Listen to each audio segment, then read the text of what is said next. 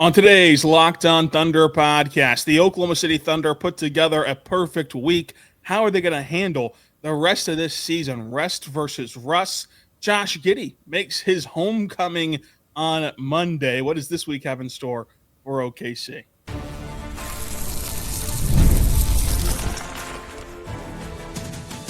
You are Locked On Thunder, your daily Oklahoma City Thunder podcast. Part of the Locked On Podcast Network, your team every day. Let's get it going on the Locked On Thunder podcast on the Locked On Podcast Network, your teams every day. Thank you so much for making us your first listen every single morning, every single day. We're here for you talking Thunder basketball. Make sure you subscribe, like, and review. I'm your host, Rylan Stiles. Follow me on Twitter at Rylan_Stiles. Follow the show on Twitter at LOThunderPod. On today's show, we're joined by Michael Martin, at Michael on Sports on social media. Let's Talk Thunder on YouTube to discuss the Thunder's perfect week that they just had, the Thunder's upcoming week, the rest versus rest aspect of managing this schedule, and of course, Josh Giddey returning to OKC. Today's show is brought to you by Game Time. Go download the Game Time app, create your account, and use code LOCKEDONNBA for $20 off your first purchase. Michael, how you doing today? Doing all right. I have a healthy hip, which is better than a lot of the Thunder roster, unfortunately. But other than that, doing well and ready for us to get down this closing stretch into the playoffs. Yeah, the hips do not lie. They've been very hurt in OKC with these old hip injuries. But hopefully, obviously, that they're going to figure this stuff out and be fine for the playoffs. Isaiah Hartenstein leaving yesterday's game. It seems very precautionary. Just similarly to Caruso leaving the Memphis game that he plays in the Indiana game. So we'll see tonight, whenever they release the injury report for the Chicago game, what that all has in store. But ultimately, besides the injuries, because they did lose Wiggins with Achilles tendonitis, and they've seen Chet in and out of the lineup, and now Hartenstein and then Caruso and J. Will. Outside of the injuries, like the on-the-court product, this was a perfect week for the Thunder, including record-wise, but also like execution-wise, I thought.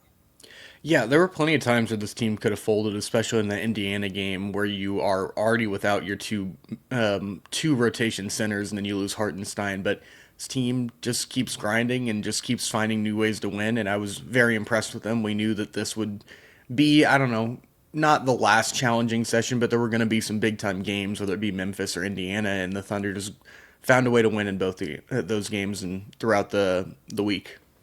Yeah, I think it's so impressive, that this team does continue to push ahead through adversity and find ways to win, because it would be perfectly acceptable in a modern NBA not to. In the modern NBA, you almost expect teams not to. You expect teams to kind of take the easy route and just pack it up and look forward to next game whenever you're dealt a bad hand like the Thunder were against Indiana. But this Thunder team just is a problem-solving team. And that's how you win the playoffs, just by solving problems that pop up and making adjustments and executing those adjustments. And the Thunder were able to do that on the fly against Indiana.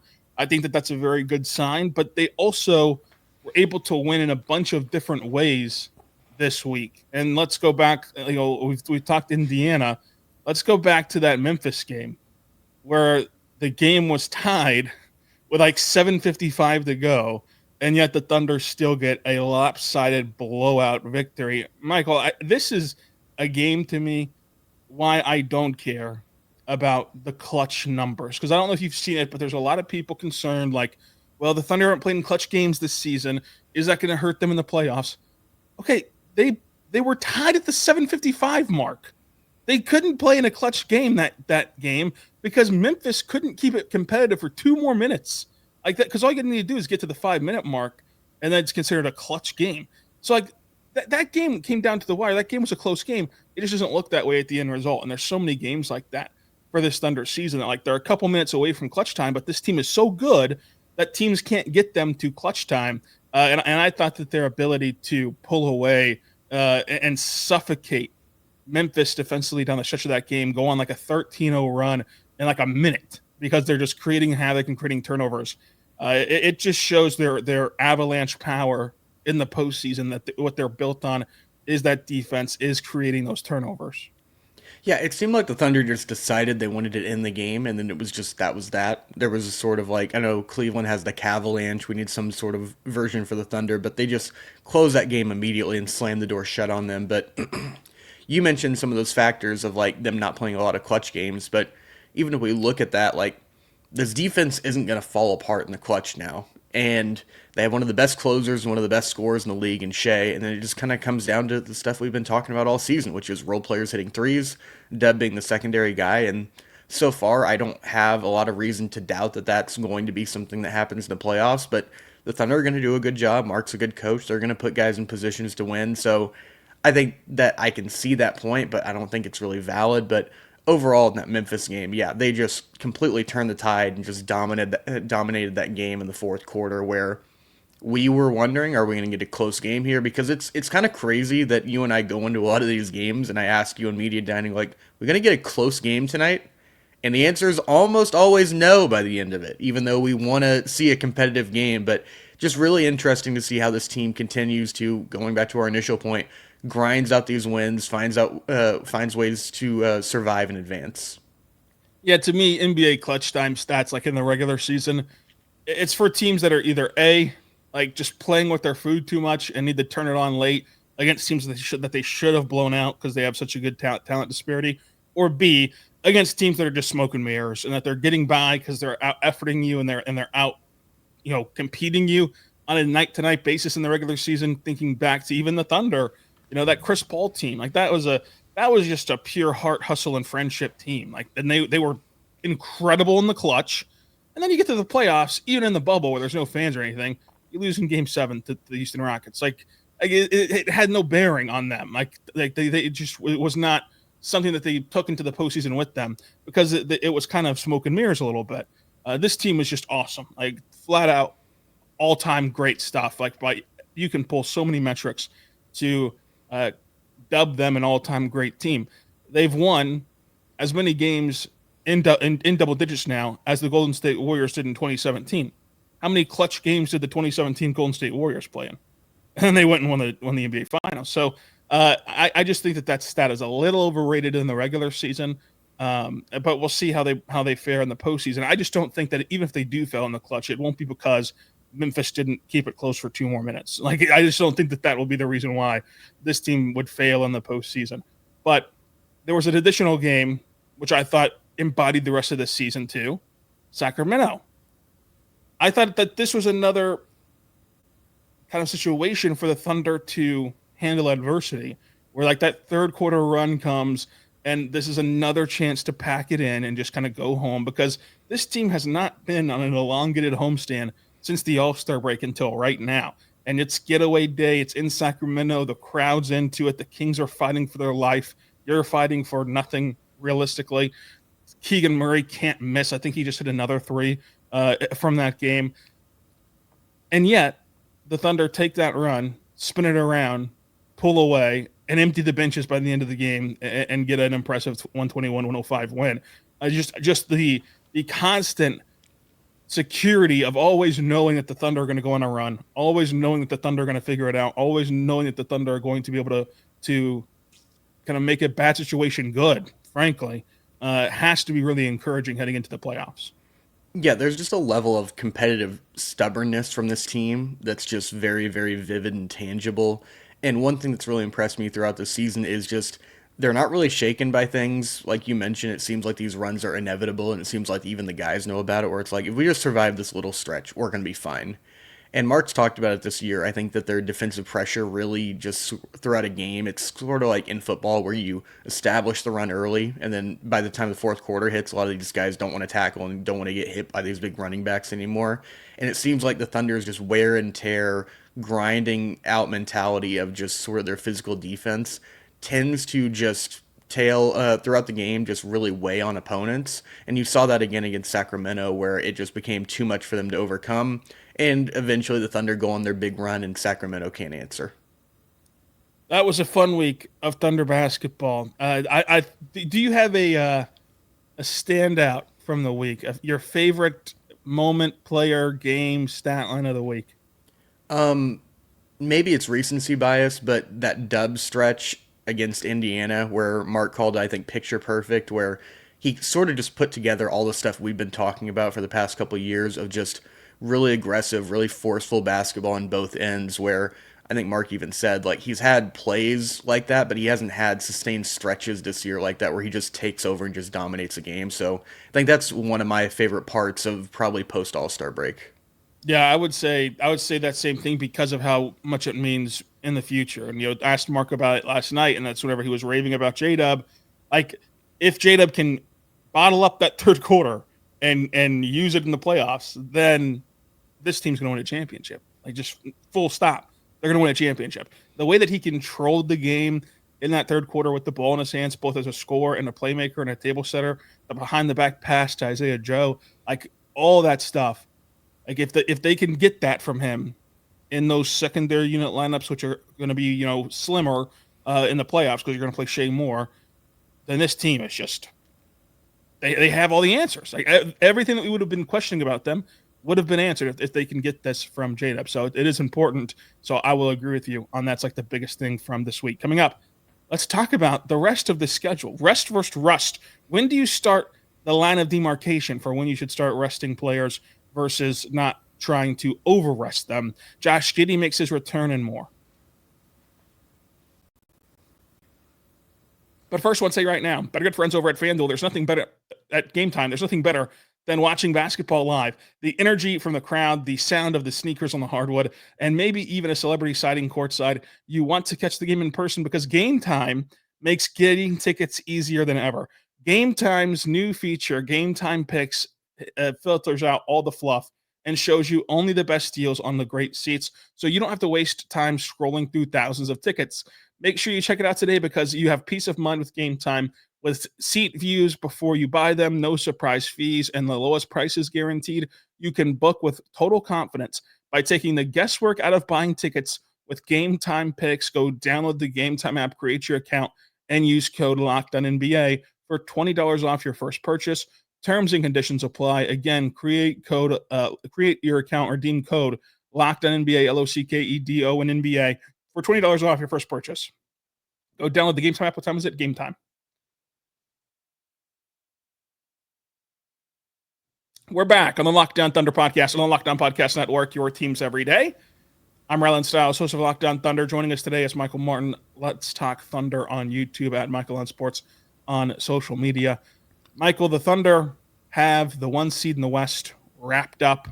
They have themselves in the driver's seat to get the 1 seed overall in the NBA, which would then include not just the West playoffs, but the NBA Finals if they do match up with the Cleveland Cavaliers.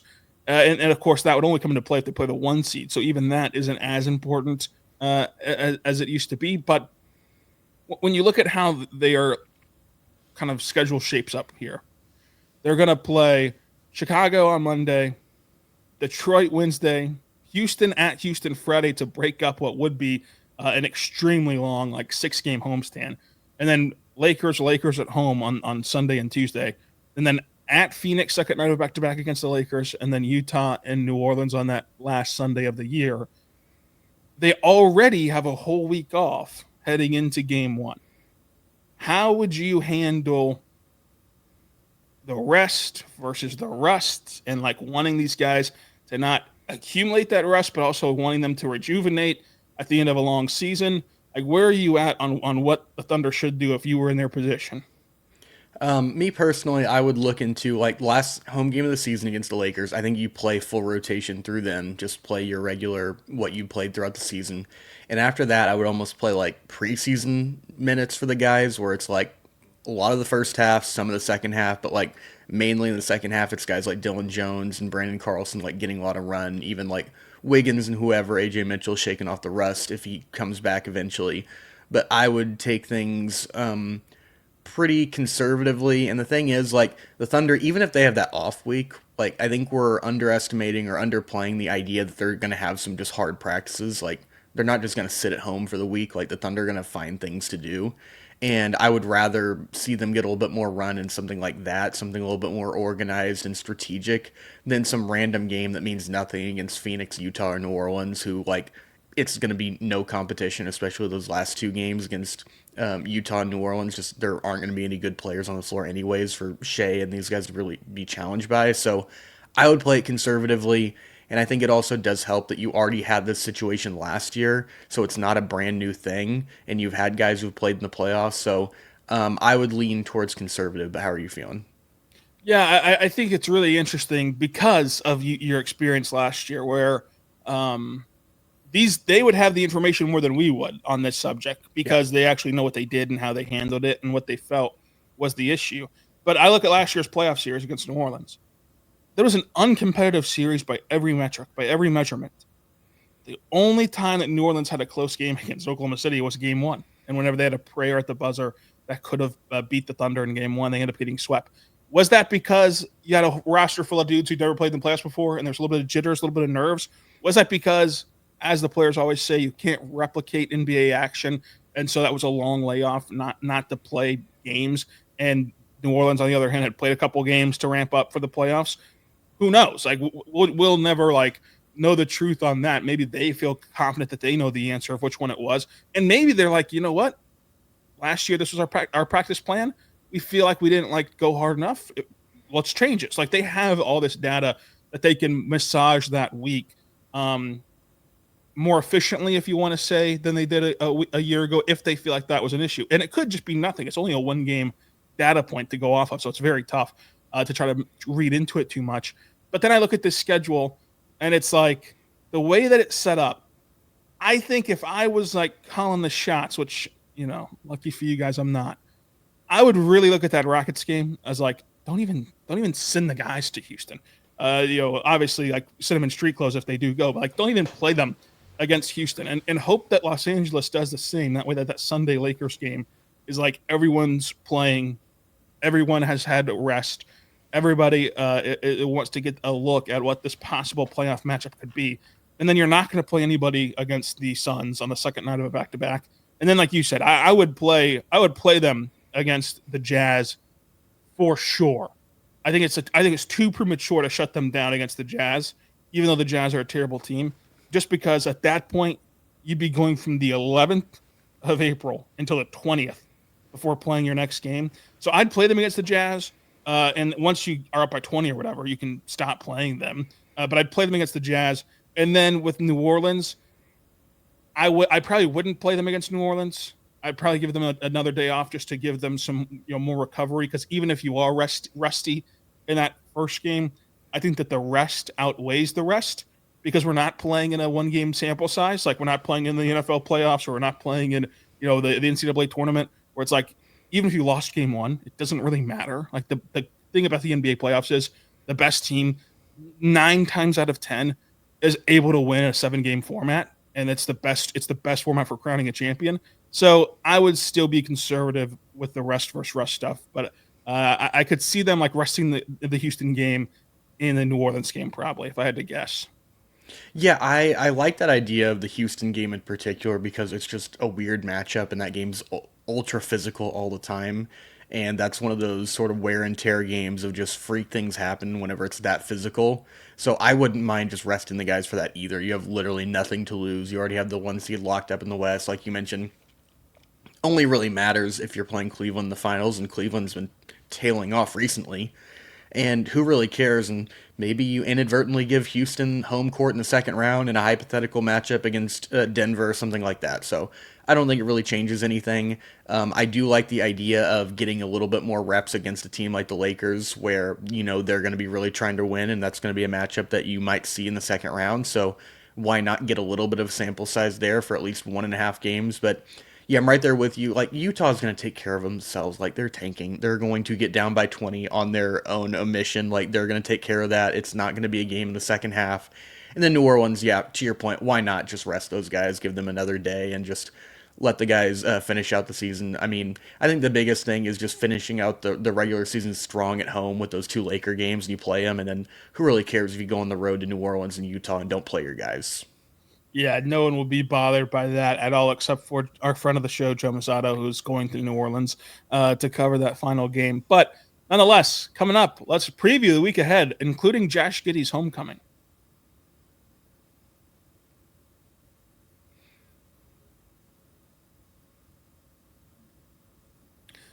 We're back on the Lockdown Thunder podcast on the Lockdown Podcast Network, your teams every day.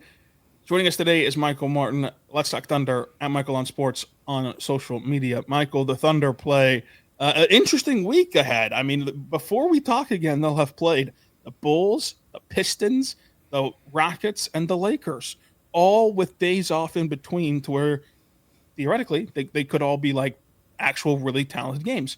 So let's talk first, of course, about Josh Giddey and the Bulls coming to town. Billy Donovan homecoming, Josh Giddey homecoming.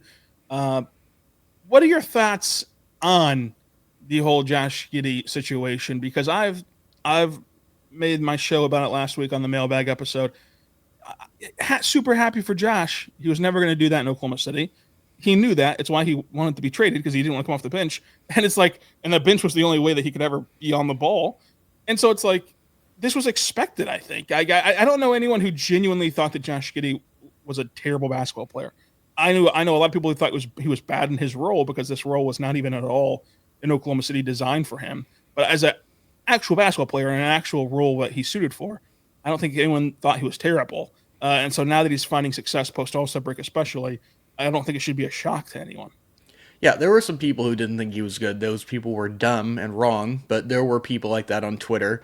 And the thing is, like you mentioned, he wasn't going to get to handle the ball, and he knew that, so he wanted out, and it was a win-win for everybody involved. If he gets out, he gets to go to this new situation, and some of it's like in March where a lot of teams are leaning back and not playing as hard, but he's really hitting his stride, and I've always thought he was a good player. But yeah, this was never going to happen in Oklahoma City, but I never had any problems with Josh. I loved covering him while he was here. I always enjoyed talking to him, thought he was a nice guy, so really happy to see him succeed there, and I'm sure the rest of the guys on the Thunder are as well, but that was never going to happen here in Oklahoma City, just the way the roster was shaking up and shaping up with guys like Shai and Dub and Chet all taking a massive leap into sort of stardom and superstardom in Shai's case. So good for Giddey, but it's going to be interesting to see how these two teams play against each other, but the whole idea that we're going to go back and revisit this trade of just like, are we sure the Thunder didn't get swindled out of this deal, I think is just ridiculous. Like, at worst, this is a win-win, and at best, I think the Thunder still got the benefit of the doubt, because one thing that people aren't taking really into account is how much the Bulls are going to have to pay Josh in the offseason, which was as big a deal as anything in terms of like not only the fit, but why the Thunder decided to agree to acquiesce his trade request. Yeah, the payday coming up will be interesting to follow along for with Josh.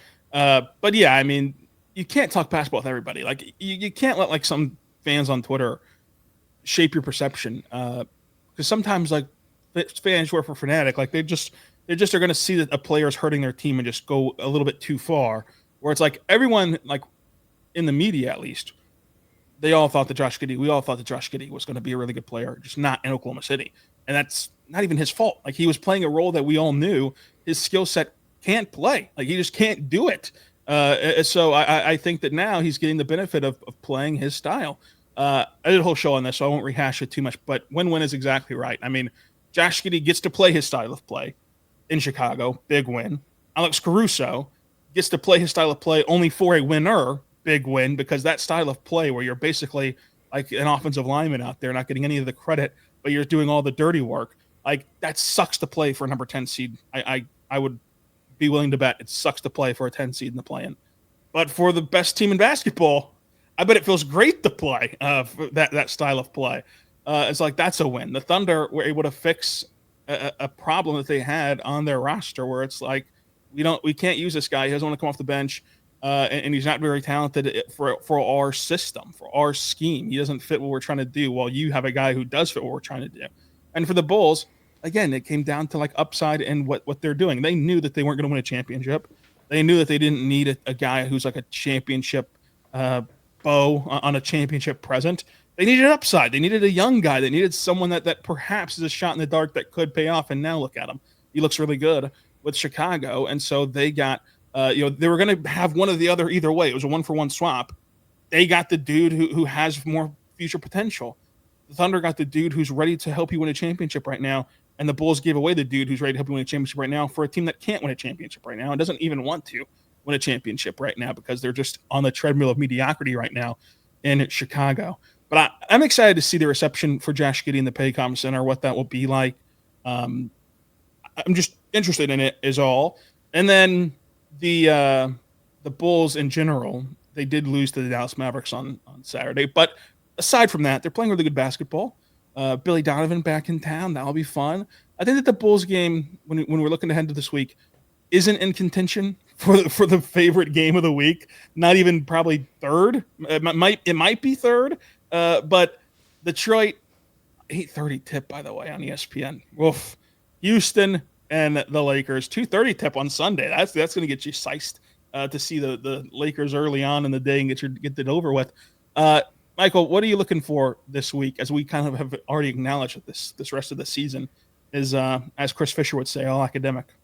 Well, I hope we don't get it slammed in our faces, but I think that there's a real possibility. I'd say it's likely that Josh is not going to look great with Lou Dort on the other side and playing against Chet and Isaiah Hartenstein and those guys. I think that it's going to be very bad for him. I don't think that Bulls matchup, unless they just rain a bunch of threes, is going to be very close. But it is an exciting week because, there's obviously not a lot of games left. This is the last real stretch that we're going to see here before the playoffs. So interested to see how they sort of ratchet up some of the minutes, how they lessen down some of the minutes for other guys, how risk averse they are for some of these guys playing through injuries or playing through just precautionary stuff like Hartenstein or Chet or Wiggins or whoever. But I guess what I'd say I'm most looking forward to is that Lakers matchup because just that's something we've been talking about for a while is the Thunder are really great about cutting off the head of the snake for opposing teams' offenses. But when you have two engines like that, like LeBron and Luka, even if it's for a one-game sample size, if we only see those guys for one game, maybe LeBron rests for one of them or the Thunder rest all their guys for another one of them. Doesn't really matter, but regardless, I think it's going to be really interesting to see. And JJ Redick is an interesting coach for sure who's going to throw a lot of monkey wrenches out there. So I'd say that's the one I'm looking forward to the most, along with the idea that you sort of pitched earlier about the Rockets game was sort of punting on that. Yeah, so I'm going to go Lakers number one for me. I'm going to go, for everything you said, we won't have to rehash that. I'm going to go Detroit number two for me because I just want to see, hopefully, of course, everyone plays. I just want to see Cade play in person again. And I want to just see what that matchup looks like between two teams who played a physical, fun game in Detroit not too long ago, back on March 15th. How do they look in Oklahoma City on ESPN? Does Jimmy Bickerstaff get ejected? Who knows what will happen in that game? So that's my number two. I'm going to go Josh Giddey in the Bulls number three, only because, ahead of Houston, only because I do wonder about who will play in that Houston game, and because I just think that the pomp and circumstances around it will be fun. Now, like you said, it might not be fun on the court defensively for Josh, but I think that we'll see what he can do against his Thunder team, just in terms of the reception and in terms of kind of the off the floor stuff. Whenever he's first game back in his new arena, in his old arena, that's a special moment for anybody whenever they get to come back. I mean, Trey Man on down, they all talk about it. So it'll be very cool. But Michael, speaking of very cool, what are you working on? What are you cooking up? Let's talk Thunder. Let me ask you one more question before I get to that. How many other tribute videos have we seen for the Thunder? I'm trying to rack around my head right now. Are we going to get a Josh Giddey tribute video? Let's see. Russell had one, obviously. Yeah. I can't think of anyone else. Chris Paul. Did they give Chris Paul one? Maybe. I thought that they might have. But yeah, they're not a big. Because Steven Adams, I don't think, got one, but that was still pandemic ball. So, but just thought that was interesting. But we'll keep an eye on that. I don't think that there was a Chris Paul tribute video actually. I just did a quick Google search. Well, maybe we'll have to make our own.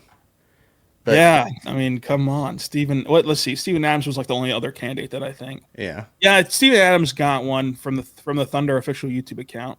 Okay, cool. So they gave Steven Adams one. Well, not to derail the ending here, but yeah, I'm working on a video of my own. It's not a Josh Giddey tribute video, I'll tell you that much. But it's about Isaiah Hartenstein and Jalen Williams, J-Dub, sort of their two-man chemistry this year that we've seen, where they just play really, really well together, and it seems like they've just hit the ground running this season. So I'm going to break down sort of their two-man chemistry and what makes them so great playing together.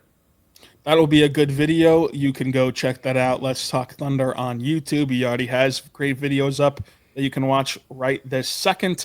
And until tomorrow, whenever we're going to recap this Josh Giddey homecoming game, the Chicago Bulls in town, Billy Donovan pacing the sidelines, chewing bubble gum.